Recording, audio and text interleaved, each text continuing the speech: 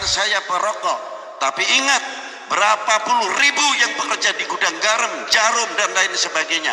Kalau penghasilannya merosot akibat rokok tersebut, siapa yang mau menerima dia untuk pengangguran?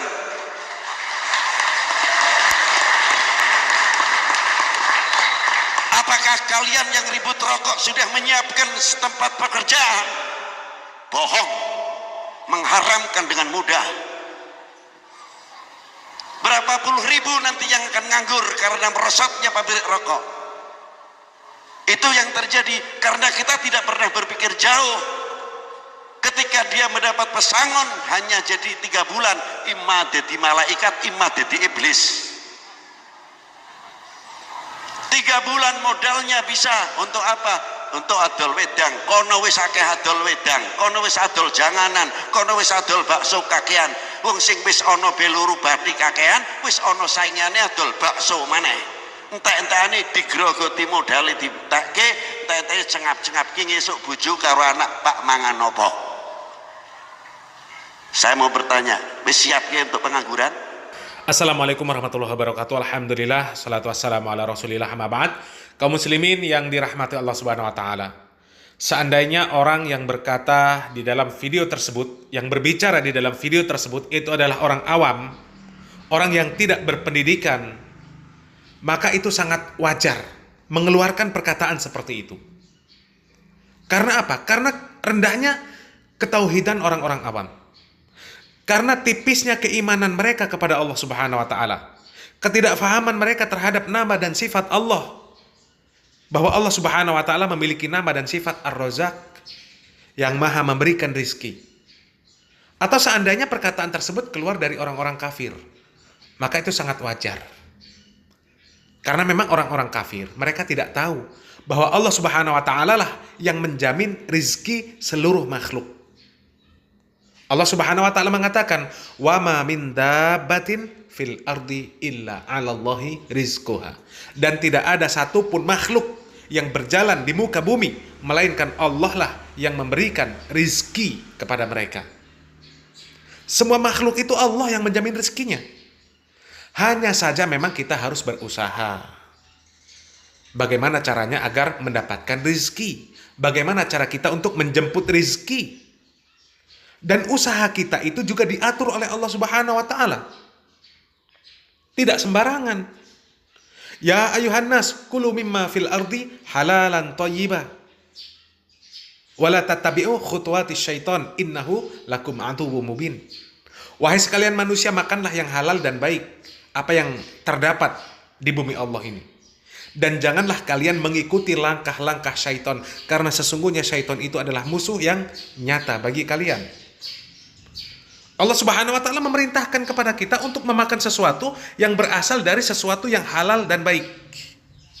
Dan pertanyaannya, apakah rokok itu halal dan baik? Sudah banyak tokoh-tokoh yang memberikan penjelasan tentang hasil penelitian ilmiah tentang rokok, ditinjau dari ilmu kesehatan. Dan semuanya mereka menyepakati bahwa isi dari rokok itu adalah zat-zat yang berbahaya. Dan tidak ada yang menyelisihi penelitian ilmiah tersebut. Kemudian ditinjau dari ilmu fikih, bahwa sesuatu yang buruk, maka hukumnya haram. Hukumnya haram. Dan rokok ini buruk, tidak ada baiknya sama sekali. Kecuali hawa nafsu yang berusaha membela, mencari-cari celah untuk mengatakan bahwasanya rokok itu adalah baik. Seharusnya seorang habib, ya, yang bergelar habib, bergelar ulama, seharusnya menjadi orang yang terdepan di dalam menguatkan tauhid jamaahnya, mengajarkan bagaimana bertakwa kepada Allah, agar jamaahnya bertakwa kepada Allah, bukan malah menakut-nakuti jamaahnya dengan kemiskinan. Ya, yang menakut-nakuti manusia dengan kemiskinan itu tugasnya syaitan, jangan diambil alih. Tugasnya syaitan itu. Ya, saya tegaskan lagi. Yang menakut-nakuti manusia dengan kemiskinan itu tugasnya syaitan. Jangan diambil alih. Allah Subhanahu wa taala mengatakan asyaitanu ya'idukumul faqra wa ya'murukum bil fahsya wallahu ya'idukum maghfiratan minhu wa fadla wallahu wasi'un alim. Setan itu menjanjikan kepada kalian, menakut-nakuti kalian dengan kemiskinan dan menyuruh kalian untuk berbuat kikir, pelit. Sedangkan Allah Subhanahu wa taala menjanjikan untuk kalian ampunan dan menjanjikan karunia, menjanjikan rizki. Dan Allah maha luas pemberiannya, maha luas rizkinya. Allah innahu huwa razzaq. Allah maha pemberi rizki. Jadi seorang tokoh agama, apalagi bergelar ulama, seharusnya menjadi manusia yang terdepan untuk meyakinkan kepada umat. Wa may yattaqillah yaj'al lahu makhraja. Barang siapa yang bertawakal kepada Allah, maka Allah akan memberikan baginya jalan keluar untuk segala problematikanya. Wa yarzuquhu min haitsu la yahtasib, dan akan memberikan rizki dari arah yang tidak disangka-sangka. Wa may yatawakkal 'ala Allah fahuwa hasbuh. Dan barang siapa yang bertawakal kepada Allah, maka Allah akan mencukupkan keperluannya. Jadi itu seharusnya yang dilakukan oleh seorang ulama, memberikan motivasi kepada jamaahnya agar jamaahnya ini semakin bertakwa kepada Allah Subhanahu wa taala. Wallahu a'lam bishawab. Terakhir kita simak video dari Ustadz Syafiq Riza Basalamah. Semoga bisa memberikan motivasi kepada kita agar kita bisa meninggalkan sesuatu yang haram karena Allah Subhanahu wa taala. Semoga bermanfaat. Barakallahu fikum. Wassalamualaikum warahmatullahi wabarakatuh. Orang kepala cabang perusahaan sektor keuangan, mohon doanya untuk dimudahkan dalam berhijrah. Selama ini anak takut kalau berhijrah, anak-anak dan istri anak akan kekurangan dan sengsara di dunia. Mohon doanya supaya saya segera menjemput hidayah. Apakah berdosa anak kalau setelah anak hijrah istri anak ikut membantu bekerja? Apakah anak termasuk tidak bertanggung jawab? Ahibati fillah, hijrah ini sesuatu yang memerlukan perjuangan. Dan perjuangan itu harus ada pengorbanan. Antum lihat hijrahnya para sahabat Nabi. Mereka hijrah meninggalkan Mekah menuju ke Habasyah. Itu hijrah pertama mereka. Nggak punya saudara di Habasyah, nggak punya rumah, nggak punya pekerjaan, semua ditinggalkan di Mekah. Tapi demi apa dia meninggalkan semua itu? Demi Allah Azza wa Jal. Dan yakin kalau keyakinan dia lebih baik daripada dunia dan isinya. Mereka beriman bahwa yang memberikan rizki itu Allah, bukan perusahaan, bukan tempat kerja dia, bukan bos dia. Jangan berpikir kalau di PHK atau resign kemudian rizkimu akan habis. Rizkimu tidak akan pernah habis sampai kau mati. Jadi kalau kepala sudah nggak gerak, oh berhenti rizkinya, sudah habis. Tapi selama engkau masih bisa menggerakkan tanganmu, menggerakkan kepalamu, engkau masih punya rizki. Para sahabat hijrah dari Mekah ke Madinah sama sampai Madinah nggak punya pekerjaan, fulus nggak ada, rumah nggak punya. Di mana mereka tidur? Sebagian ikut para sahabat Ansor dan sebagian tidur di masjid. Dulu masjid itu boleh buat tidur. Kalau mungkin ada tulisannya silahkan tidur di masjid. Sekarang tulisannya dilarang tidur di masjid. Ada yang lebih parah lagi, dilarang rebahan di masjid. Sampai kayak gitu. Oh iya Ustaz, demi menjaga masjid. Ya, masjid itu sentral kegiatan umat Islam. Kalau ada saudara-saudara kita yang mungkin diusir sama keluarganya, nggak punya rumah, kasih tempat di masjid. Tapi jangan kasih tempat buat yang nyuri kotak amal di masjid.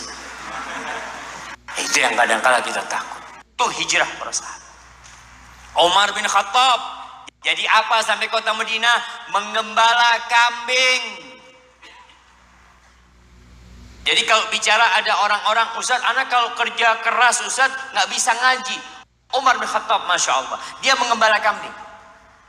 Berangkat dia ke tempat rumput jauh dari kota Madinah. Sehingga dia tidak bisa tiap hari sholat di Masjid Nabawi. Biasanya gantian sama temennya. Hari ini dia turun ngaji sama Nabi SAW, besok temennya ngaji. Seperti itu. Karena memang harus bekerja. Rizki tetap tanggungan Allah Azza wa Jalla. Apalagi kalau kerjaanmu sudah berbau yang haram. Subhanallah. Banyak-banyak berdoa mengatakan la haula wa la quwata illa billah. Banyak membaca hasbunallah wa ni'mal wakil. Cukup tuh Allah buat aku. Jangan bergantung sama manusia.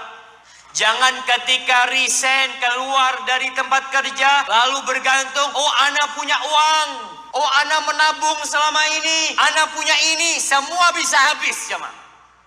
Dan berapa banyak orang yang hijrah dia bergantung kepada tabungannya dan tabungannya pun habis. Habis tabungan. Kenapa? Allah ingin kita bergantung sama Allah.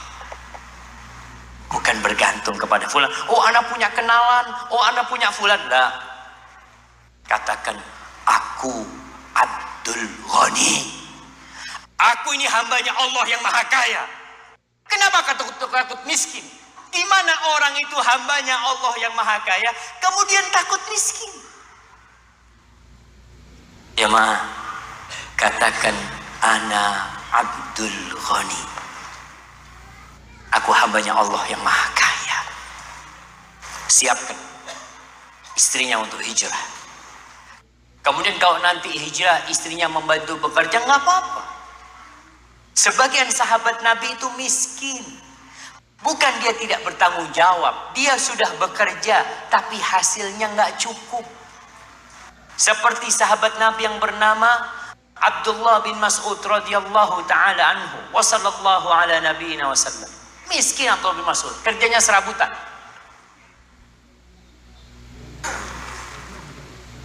Bahkan makannya itu di rumah dari hasil kerja istri. Istrinya menenun kemudian dijual, merajut kemudian dijual. Boleh seperti itu. Dan seorang istri ketika membantu suaminya, bukan dia memberikan nafkah kepada suami. Hitungannya istri bersedekah kepada suami. Jadi kalau istri berpikir, anak kepingin nyumbang masjid, nggak usah sekarang. Kalau ternyata suaminya perlu bantuanmu, berikan kepada suami. Sodakoh sama suami. Kasih suami dapat dari istri, malamnya belanja buat istri. Kan enak ya. Duit kasih ke suami, kemudian balikin kepada istri sebagai nafkah. Subhanallah. Bantu. Tidak dikatakan engkau tidak bertanggung jawab, engkau tetap bertanggung jawab. Dan ada sebuah cerita, ana Masya Allah membaca cerita ini. Pertanyaan sebenarnya, dia ini kerja di tempat riba. Dia mau resign, bapak ibunya nggak setuju, istrinya juga tidak setuju, tapi dia mantap untuk hijrah. Dia cerita, Ustaz, anak sudah resign, Ustaz. Tapi tahu istri tidak tahu. Tiap pagi keluar, Ustaz. Anak kerjanya sekarang nge-grab, Ustaz. Anak tiap hari keluar kerja, anak. Dan bapak, ibu anak serta istri tidak tahu. Subhanallah, perjuangan orang yang hijrah. Orang tuh takut kalau keluar dari tempat kerja, takut nggak ada rizkinya. Mana tawakalmu kepada Allah Azza wa Jal? Rasul sallallahu alaihi wasallam mengatakan, "Lau annakum tawakkaluna 'ala Allah haqqa tawakkulihi la razaqakum kama yarzuqut tayr." taghdu khimasan wa taruhu bitanan. Kalau kalian bertawakal dengan sebenar-benarnya tawakal, berserah diri sama Allah, yakin sama Allah Azza wa Jal, Allah akan kasih rizki kepada kalian seperti Allah memberikan rizki kepada burung. Antum pernah melihat burung itu nabung? Antum kalau lihat sangkarnya burung itu ada kulkasnya nggak? Lihat, ada. Yang penting pagi berangkat kerja tuh burung. Gimana? Nggak berpikir nanti gimana kalau nggak ada makanan. Yang penting kerja, keluar dia kerja. Sore hari Masya Allah pulang kenyang jemaah.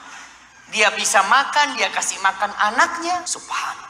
Itu kalau kita tawakal seperti tawakalnya burung jemaah. Lembut hatinya burung. Maka hendaklah engkau bertawakal. Wa man yattaqillah yaj'al lahu makhrajan wa yarzuqhu min haitsu la yahtasib. Allah akan kasih jalan keluar buat orang yang bertakwa. Allah kasih rizki dari arah yang tidak disangka-sangka. Antum kalau rizki dari gaji itu sudah tiap bulan terduga jemaah. Masya Allah. Anak tiap bulan dapat gaji dari kampus. Tapi kadangkala tahu-tahu ada uang masuk dari kampus juga yang ana nggak pernah menyangka ada uang tersebut. Jumlahnya nggak banyak tapi bahagianya jemaah. Allahu Akbar. Ketika Allah kasih rizki dari arah yang tidak disangka-sangka, antum lebih bahagia. Kenapa? Karena antum nunggu dari Allah Azza wa Jalla. Bukan nunggu dari fulan. Antum benar-benar nunggu dari Allah. Hadza wallahu a'lam bissawab.